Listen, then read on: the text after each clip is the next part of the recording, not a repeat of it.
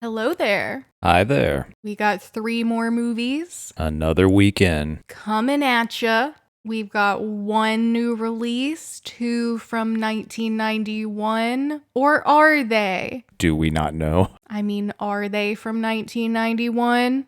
I think so. Well, we got to get into it. Now I'm not sure. Not sure at all. But we'll start with our new release. We watched Project Hail Mary. Yes, I'd heard about this one for a while now. I have too. This one seems like a big crowd pleaser. Everyone I know who's seen it just raves about it. It was getting quite a bit of buzz. I've seen people, talk about it for Oscars as well. I wouldn't be shocked if this gets into a visual effects category. I agree, yes. The animation was so well done on this, or the CGI. Honestly, ever since Barbie especially, I've been enjoying Ryan Gosling and his latest projects. Ryan Gosling is a fun actor. He is, very much. And I think he takes his craft very seriously. People even like him in that Blade Runner movie that he did a few years back. I didn't watch that one. Neither did I. He's one of those actors who he's serious about it, but I never hear that he's being an asshole. Agreed, yeah. He's not going and harassing the cast and saying, I'm just being method. Hey, that we know of. What did you think of this movie? I thought it was quite good. This usually isn't the kind of genre I gravitate towards, but I thought this was very well done. It definitely was a crowd pleaser. I think there's something there for most people. I don't see a lot of people watching this movie and not having at least a semi-enjoyable time. I get that. And you're right. Sometimes it can be iffy going a hard sci-fi route. Especially when it's, 2 hours and 45 minutes? This is a very long movie. But actually, it didn't feel like it was drawn out. No. I think because they did go a little crowd pleasy with it, it actually made it more enjoyable, a lot more watchable. From the trailers and what I'd heard about the cast, I really thought more of this movie would be him at the research center dealing with the other people there and You're right. going through the motions of becoming an astronaut. Getting to know them. And that was honestly such a minor part here. There was not a lot of screen time dedicated to that. It was mostly Ryan Gosling alone on the ship and with his new pal Rocky. I would have to guess that this movie originally was over 3 hours long and they had to find something to cut. I wouldn't be surprised if some montages of him training at the research center a lot may have gotten axed. That would make sense because our boy Eric Tao from Industry was there. He shows up. He's a great actor. And he didn't have shit to do. He had a couple lines, maybe. I was so excited when he popped up, and he didn't really get to do much. He was the captain of the ship too, but he just kind of, you're right, got a few lines and died at the beginning of the movie. Just a cameo, I guess. But I wouldn't be shocked, like you said, if those actors and Sandra Hüller as well had shot more scenes. I know this is based on a book. I'd be interested to see how that book is formatted. How's it paced? Do they have more to do there? I would imagine so. It'd be interesting, to compare the two if I read the book, see which way I enjoyed this story more. I mean, this story was told in a non-linear manner, which I know you're not always a fan of. I'm not sure if this movie was quite deserving of having, skipping around the way they did. I think it worked. Really think so either. It worked all right. Part of it was kind of portrayed as this guy's sort of amnesia because he's been in an induced coma for 11 years, something like that, going through space. That part made sense, but we quickly got into just full-on big flashback scenes. Yeah, it did make sense narratively, which is more than a lot of these movies that try to be nonlinear are doing. I can kind of imagine reading the book and here's a ship chapter and then here's a research center chapter. Sure. Kind of alternating. What did you think of our boy Rocky? Oh, Rocky was the heart and soul of the movie. Really was. It's a baby Yoda for grown-ups. Isn't Baby Yoda for grown-ups? Older grown-ups. I can love them both.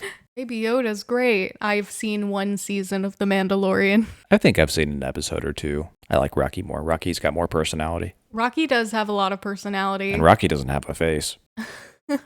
I was looking it up. The guy who plays Rocky, he is a theater puppeteer guy. That's really cool. He was doing the puppetry, and then he thought they were going to maybe dub him over with a famous actor, and they said, no, we're keeping your performance. Oh, that's great. Yeah. I think the technicality that must go into controlling that puppet and doing those scenes must be such a lengthy process. It's quite impressive. Speaking of lengthy, I remembered my thought that I was going to say earlier. So, as far as the nonlinear storytelling goes, and going back to the research center, I did feel like we would have long stretches of time where we wouldn't get any new information about that, and I would forget that that was even part of the movie. Right. So then when it popped back up, it felt a little jarring to me sometimes. It got to a point where I was having to try to remind myself, like, oh yeah, what's going on now that we're back here? It didn't grab me as much. All the space station stuff was really cool. Yeah.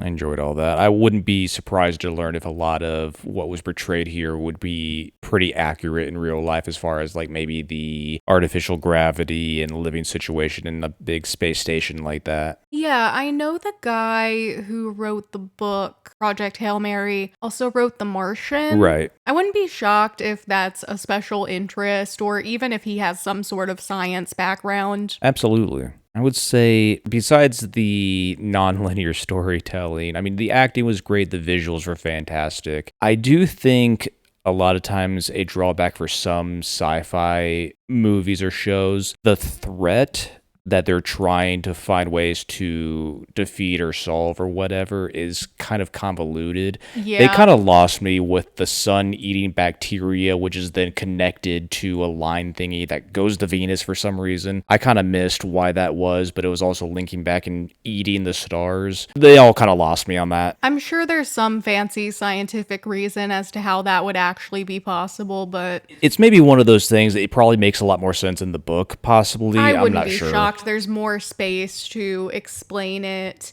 Whereas with the movie, they'll kind of throw out the scientific jargon and then be like, so in short, it's a star-eating bacteria. Yeah, more digestible terms that we can understand. Which I appreciate because I don't understand the science terms. I don't have a science background. I've never tried reading a straight sci-fi book before, I don't think. That'd be interesting. I wonder if I'd enjoy this as a book. It's possible. Next time we're at Barnes & Noble if you see it. Love it.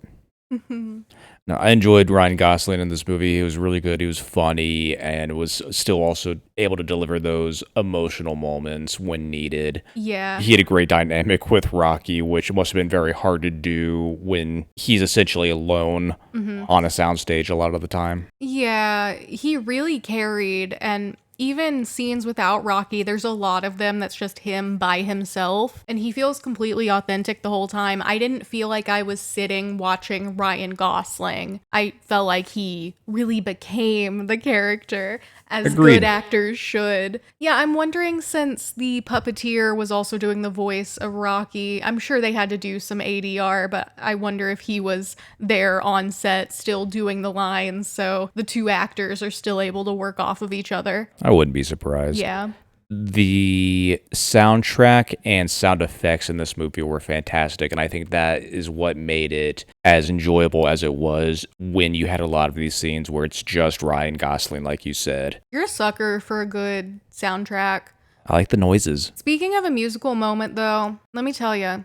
So Sandra Hüller, love, great, fantastic actor. And she was great in this, was able to give a more stern performance, but one that still felt really grounded and lived in. Yes. But she didn't have much of a character arc or development. They kind of tried to do that karaoke thing where it was like, look, she's bonding with the people and she cares, but I just kind of thought that was maybe thrown in there. Maybe like you said, there were some cut scenes. You're right, because in hindsight, while that was a nice little scene, it didn't do all that much for us. No. I'm wondering if in an extended version of this movie, maybe her and Ryan Gosling's relationship and between their characters is more fleshed out. Yeah. We got hints here and there. We did. But ultimately, it didn't have much payoff for us. Because they didn't even really seem like friends. Not really. It was hit or miss. Respectful colleagues. She's portrayed as like very dutiful and straightforward and,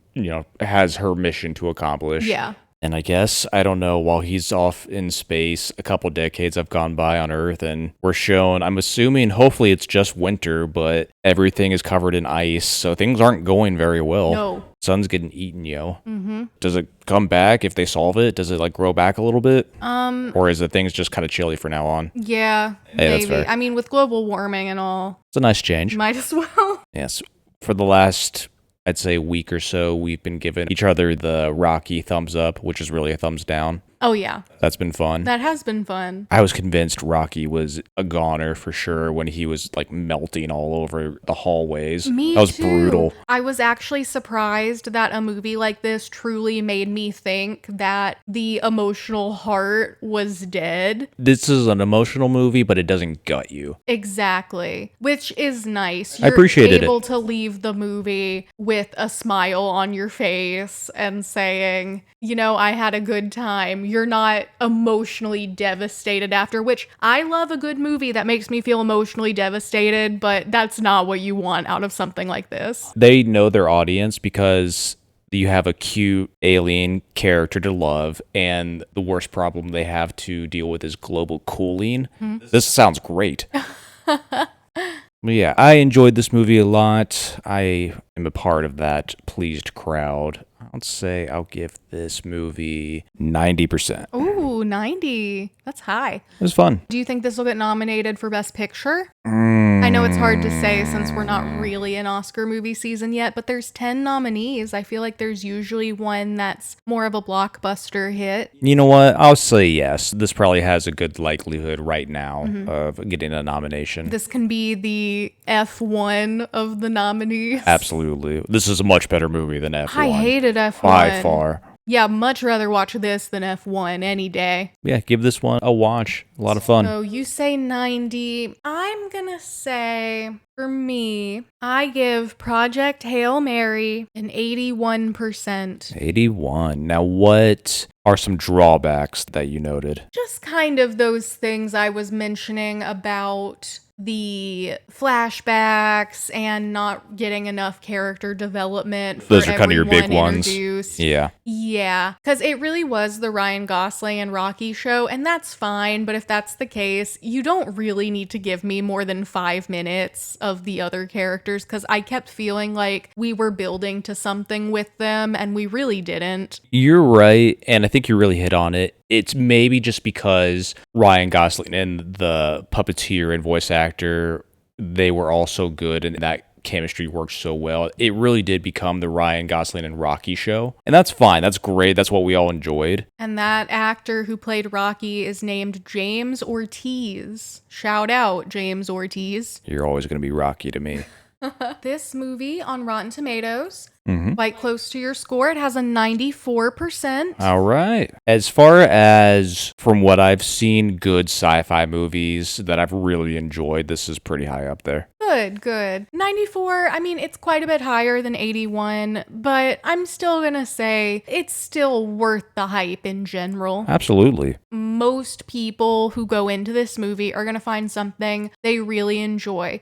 For me, it was Rocky, and I loved Ryan Gosling and Rocky trying to figure out how to understand each other and going through language with each other. That was cool. That was well done. And once they kind of showed us how they were doing it without explaining it too much, they just rolled with it and it was implemented very well. And we got to see this beautiful friendship that seemed very genuine. And spoiler alert for the end of the movie, I loved that he stayed. Hanging out with Rocky's kids for a bit. I thought for sure they were going to have him go back to Earth and pull some, but it's my home nonsense. And I was sitting there saying, no, I would be staying in Rocky World. He's like, all my students are now my age, so whatever. I don't have anything to go back to. Mm-hmm. He's got new students now. And he lived in a gorgeous beach area. Looked fun. With his best friend. Like, that was great. I liked Rocky's little figurines that he would make. Oh, yeah, that was cute. Very. Yeah, worth the hype. Give this one a watch. You'll have some fun.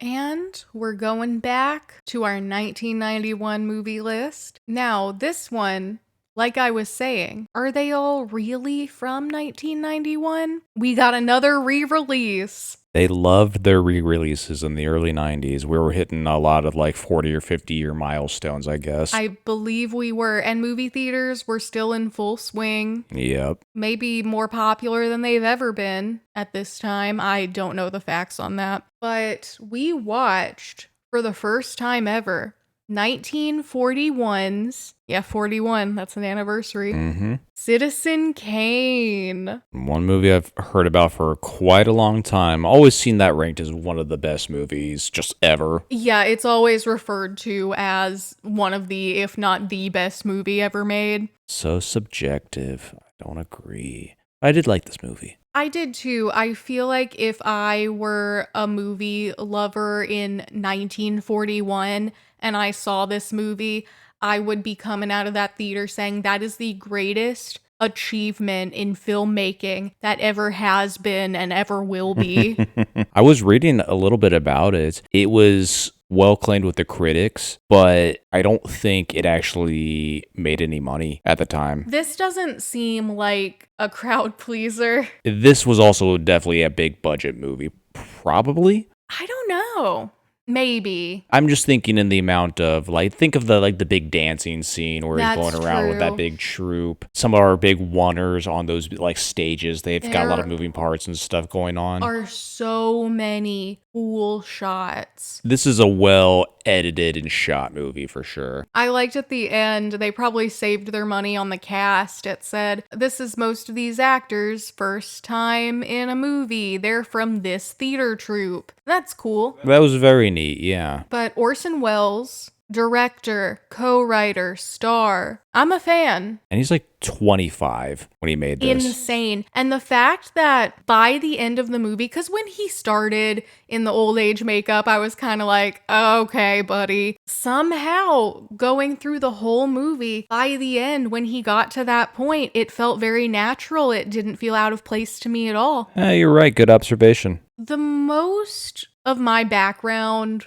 regarding Citizen Kane is probably David Fincher's Mank movie. Sure. Which... I have not seen that. You know my thoughts on Mank. It's a time, huh? Let me tell you. Well, I will have to go back and have me watch that. I would maybe appreciate Mank more now that I've seen Citizen Kane. I was probably going into it blind with just no point of reference, but I also am of the opinion that you don't need to have seen another movie to be able to enjoy something, you know? Sure. I don't believe in giving the audience homework. Even if something's a direct sequel, I still think someone should be able to go in with fresh eyes and find enjoyment. Or be able to pick up just what the hell's going on. Yeah, because if you want to tell a story where someone needs to lock in and do their homework, you make a TV show. Absolutely. I do think in the first, like, say, 10 to 20 minutes of Citizen Kane, I was trying to keep up with all that was being shown and explained to us. It was a lot of information starting up front.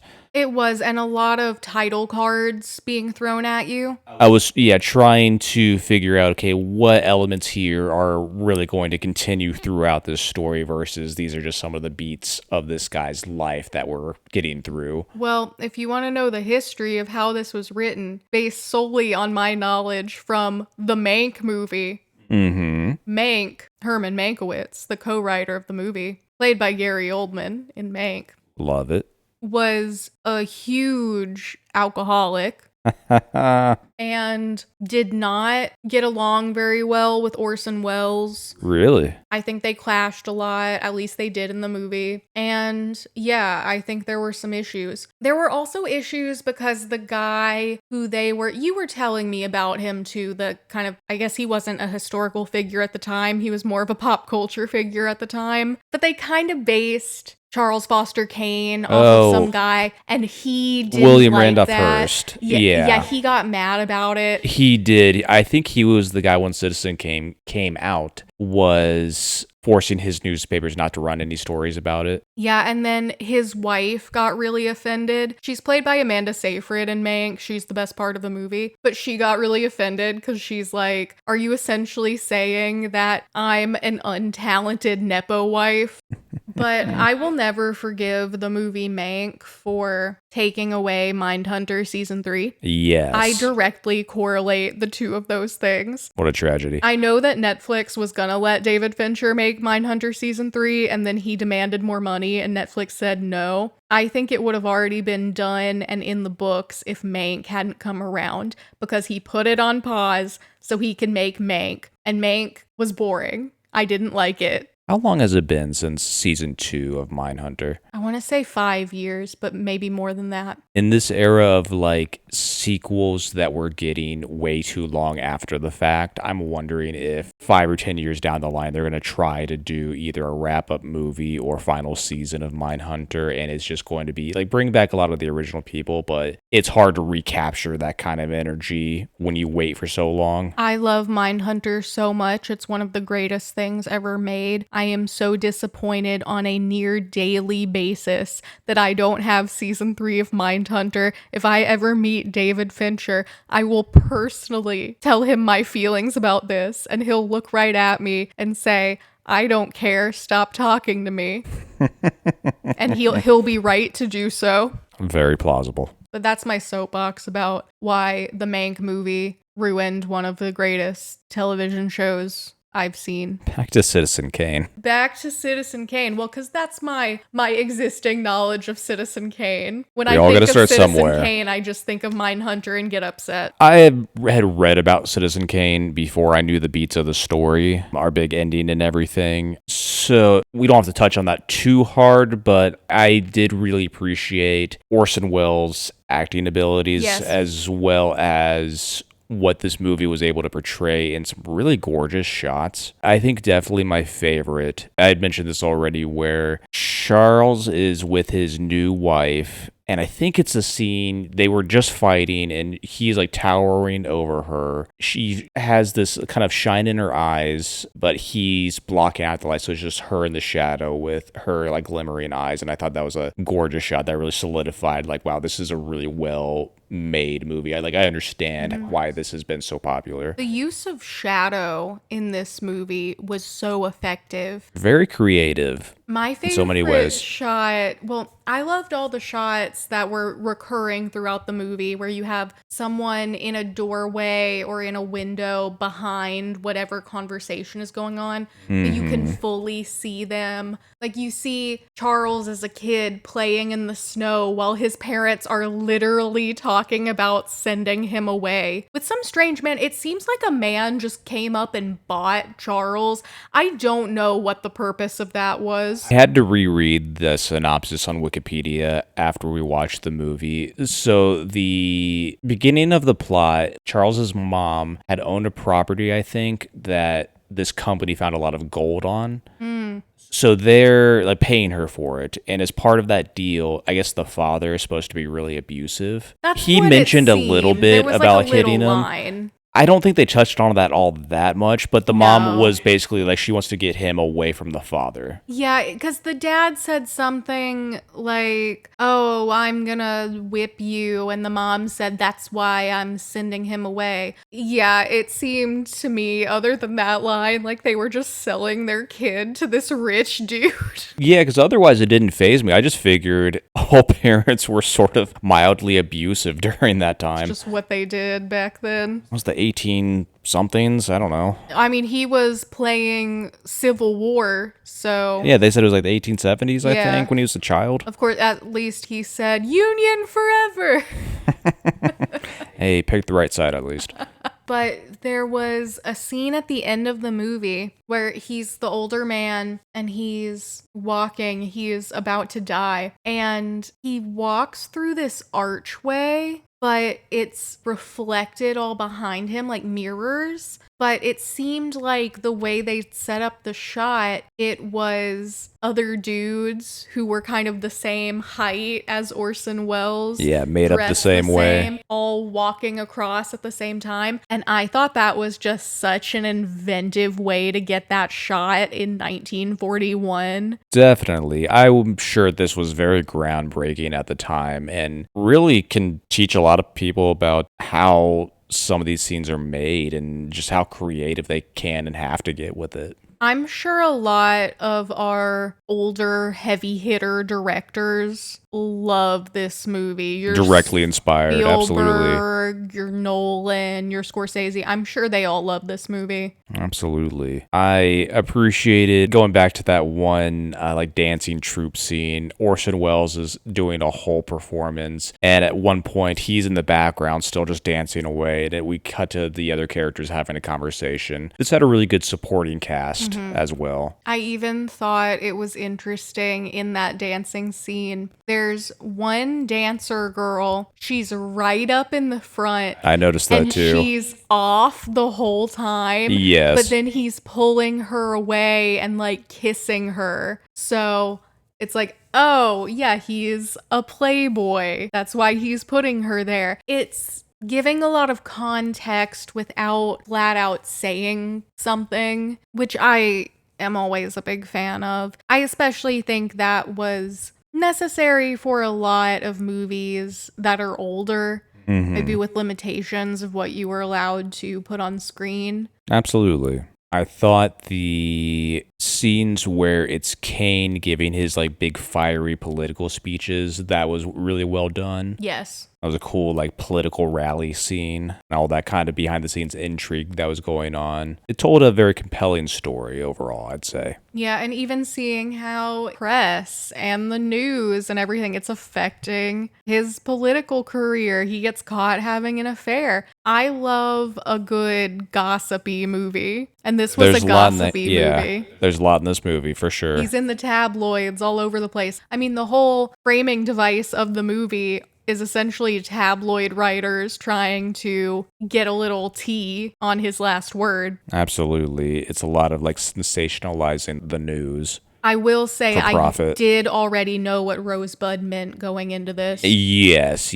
I've known that for a long time. That's really been just ingrained in pop culture. Very much. I do think it's poignant that the movie ends with Rosebud being fucking incinerated. I know. And not just incinerated, violently incinerated. We even see the smoke go up as if they haven't chosen a new pope yet. I love it. Yes, this movie did not pull its punches. For a movie, 80 odd years old, it was as compelling and intriguing today as I'm sure it was when it was first released. And unlike a bunch of these older movies we have been watching, it wasn't too long. It was 2 hours. And a lot of the issues it was going over aren't outdated. No, not at all. Surprisingly, not very racist. No. Always nice to see. Union forever. Thank you, Orson. But yeah, I definitely get all the hype about this movie. I can definitely understand why people may say this is their favorite movie. I think as far as like classical movies, for me, I'd say that's probably top of the list. Yeah, I agree. It's definitely one of the better black and white films that I've seen. It's just so creative. I like it a lot. I agree. I'll have to rewatch it at some point. I'm going to give it a high scoring week for me. I'm going to give this Citizen Kane 94%. 94%. And I do want to go over quickly its Oscar nominations. Oh, sure. It did not win Best Picture. Interesting. But it was nominated. Orson Welles nominated for lead actor and director, nominated for cinematography, art direction, sound, film editing, and score. Didn't win any of those. It won one Oscar for Best Original Screenplay. Okay. Herman Mankiewicz himself. Well, at least it won something, but yes, I'm surprised it actually didn't win more. I am appalled that it did not win Best Cinematography. Yeah. And like director, come on now. You know what? That's a very early example of the thing the Academy likes to do, which is tell a young man, you have to put in your dues. Absolutely. But then they'll tell an older woman, you're too old.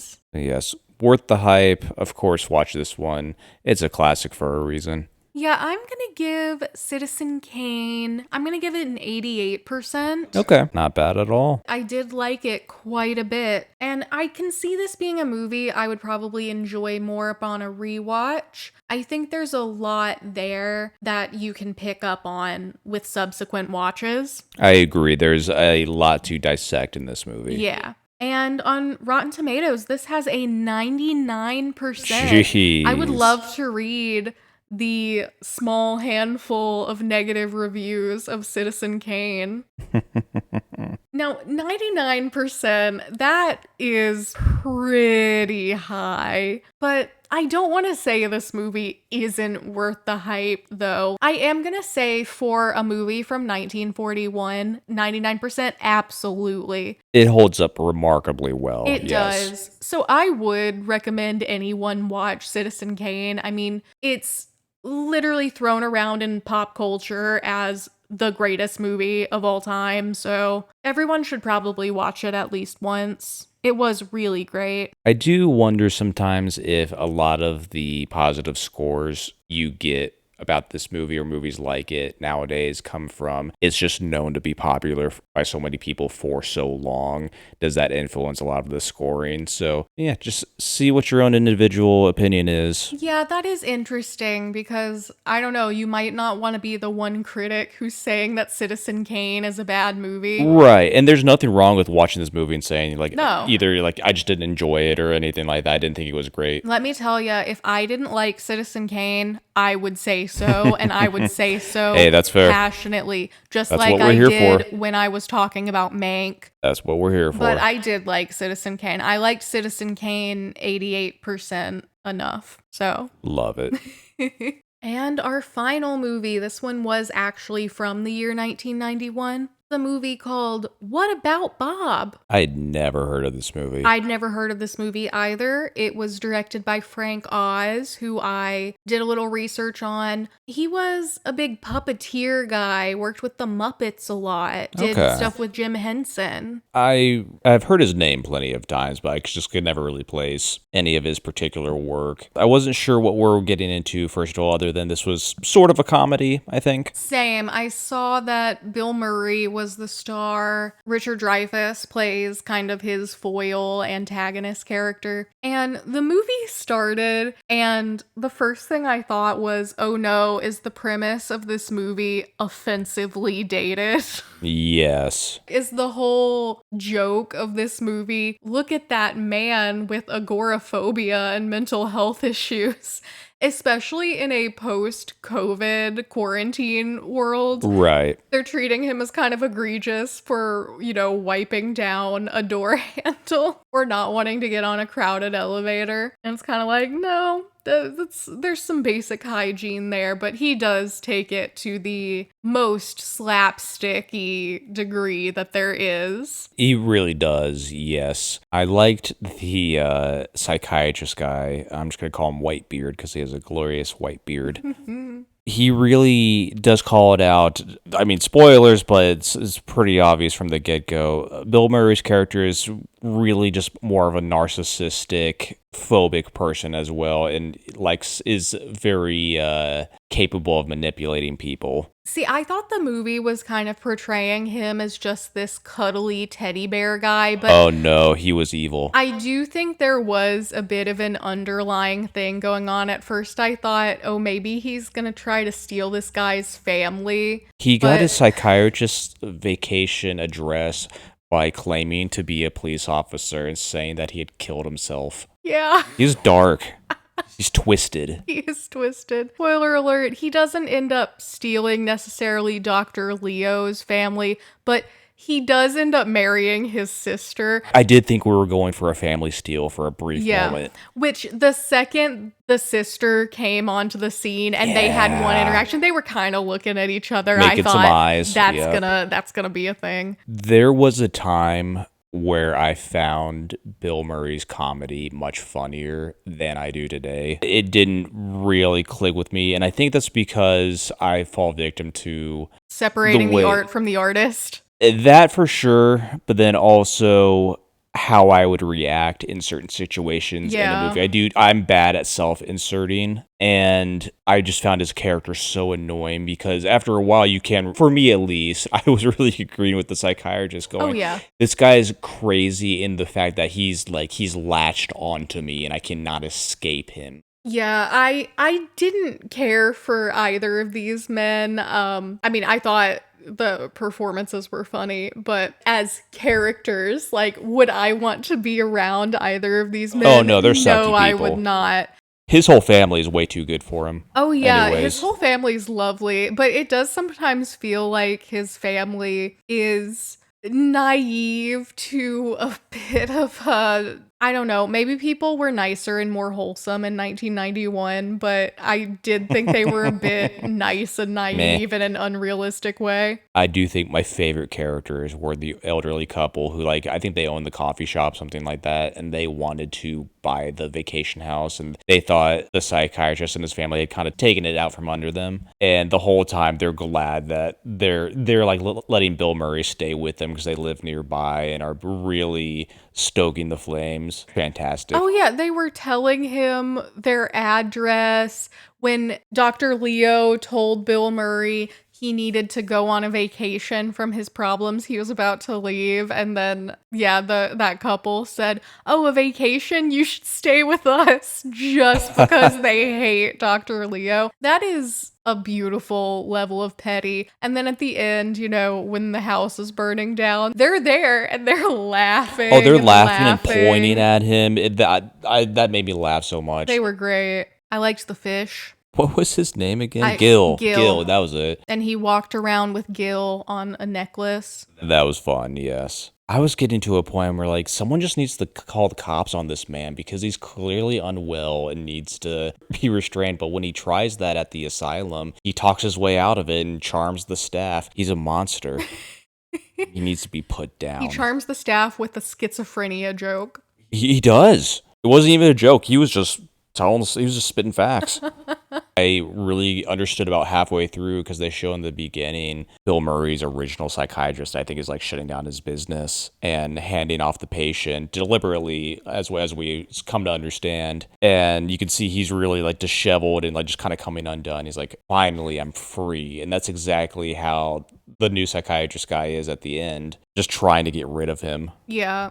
To the point where he's going to blow him up. Man, Richard Dreyfuss was so funny. I do think it takes a special performance to get that level of comedy out of the character who is essentially the straight man character. He's the only one who is making sense when he's talking about this guy. Even his family says, "Oh no, Bob's great." Absolutely. He knows better. He's also very full of himself. Oh yeah. Yeah, he is still a very flawed. He's also a narcissist. Yes. And then as the movie goes on, you just get to see him slowly start to unravel and get more and more unhinged until he gets to a point where he is literally trying to commit murder. Yes, he snapped by the end. He's got Bill Murray tied up, going, there's going to be pieces of you all over the place. What fun. I appreciate knowing that Bill Murray and Richard Dreyfuss hated each other on set. Yeah. Of course, Bill Murray was getting screaming, throwing ashtrays at people, tossing producers in the lake. Separating the art from the artist might be hard because I could just see it felt like maybe Bill Murray was drunk half the movie. I mean, it really did. I made this observation a couple times, but I think I would have enjoyed this movie a little bit more had it been Jim Carrey in this role. No, that makes sense. Not a perfect guy, not whatsoever. I would say Bill Murray and Jim Carrey are neck and neck on that front. Bill Murray just had this vindictiveness in his eyes the whole time. And like he was really enjoying just freaking out on set, whether he was like in character during a scene or not, maybe. I'm not the biggest Bill Murray fan. I guess I haven't seen a ton of his bigger movies. But the ones I have seen, I'm never really that into them. And I don't know if that's because I didn't really grow up with any Bill Murray movies. Yeah. And so my view of Bill Murray is the perspective of an adult. So it's very negative. Whereas someone like Jim Carrey, who I do not think is a great person or someone I really want to support. I grew up with more of his movies and enjoyed more of his movies when I was a kid. Yeah, it might just be a generational thing for me. Yeah, I think I'm a little more, like if I watch an older Jim Carrey movie, I find it a little more enjoyable. I get it. New Dreyfuss movies was from right. either of these men? No, thank you. Fair enough. Dreyfuss was right. Oh, yeah. Blow that guy up. He was. And you know what? Whatever Bill Murray and Richard Dreyfuss were fighting about, Richard Dreyfuss was right. Absolutely. We read a little bit about how bad of a menace Murray was on set. They had to hire extra security to keep him under control. Of course, he played it off in an interview as, well, yeah, we didn't get along, but we weren't supposed to in the movie, so I guess it worked. Fair enough. Like, sir, that is not how acting works. Do not terrorize your coworkers. Don't go that method. No. Never go that method. There are children on this set. They don't need to see you throwing ashtrays. Yeah, that's the thing. I don't know. Again, I just am not into that kind of humor anymore. A lot of times I just kind of get from a Bill Murray performance, even in this movie, is he knows he's funny a lot of the time, but he doesn't seem like he wants to be there. Yeah, no, that's fair. Or is just being annoying for annoying's sake instead of like he's being funny. That's, I guess, part of this story though. So I guess it worked. Like you said, he maybe just kind of is that character. I don't think there's a single Insufferable moment in this movie where we're supposed to think that this is a person who is in the right. Yes, absolutely. Because even when Dr. Leo is being mean to him, even though Dr. Leo is a rich snob, this is completely inappropriate. Yeah. Oh, he's losing his license for sure. He's finagling his way onto the Good Morning America. I mean, Dr. Leo gets put in a mental institution by the end. Oh, yeah, he gets broken so hard. Mm-hmm. Love it. I'm guessing by the end, when he comes to at the wedding, I got from his face that he's just accepted it now. Absolutely. This is his life at this point. He's This is just my gonna hell. roll with it. But yes, I had some ups and downs with this movie. I would say there are other movies in the early to mid 90s that I enjoy the comedy more than something like this. I found it more annoying than funny. Yeah. Maybe in the point. It probably just is one of those humor style things because I agree with you. It's hard for me to find something really funny when the humor is based on, look, isn't this person annoying? And that's the whole joke. You're right. One of our two main characters is just insufferable the whole time. Oh, I thought they were both insufferable, but in different ways. I thought the diving scene with the little boy, that was nice. Like I said, the mom, sister, and son had a nice little dynamic thing going on. They did. But yeah, not my favorite movie. Probably at the bottom of my list this week. Yeah. What about Bob? I'm going to give a 65%. I'll give it a 58. And Rotten Tomatoes has given it a 71. More in line with what I was thinking overall. Like, or I understand that score, I guess I mean to say. Yeah, it's a tad bit high, but I'm going to say that's middle of the road height. That's 71. That's fine. I'm not offended by 71 here. I'm sure plenty of folk find this kind of comedy very enjoyable. Yeah, especially I'm just not one of them. If this came out when you were like a 13-year-old, maybe I would have liked that. It would probably be a funny, nostalgic movie, but I'd never heard of this movie before. And I guess I've never met Bill Murray, so I don't know actually what he's like, but I've heard some things. I know. At least reading about how this movie set was not a great time. No. It's worth the hype. I'm going to say What about Bob? Not really. Not really, yeah. You could skip this one. There's a lot of other better movies from that year that you can watch. I'd say the highlight of this movie was Richard Dreyfuss, so For sure. that's the reason why I would give this a watch, is just to see his unhinged performance, because I did find him very funny here. And of course, the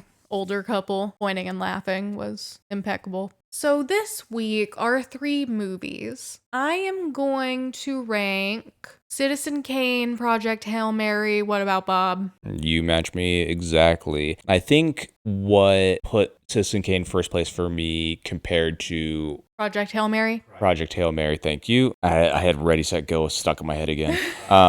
The creativity in some of the scenes with their practical effects was so well done and made it so much more enjoyable to an already interesting movie. Very memorable. I look forward to watching it again. I agree. But overall, not a bad week. Not too bad at all. I wouldn't say I hated any of these movies. I expected to kind of like them the way we did. I agree. And with that, It's our week. I believe we've got 4 coming at you next week. it's a busy one. Mm-hmm. Catch you next time. Goodbye. See ya.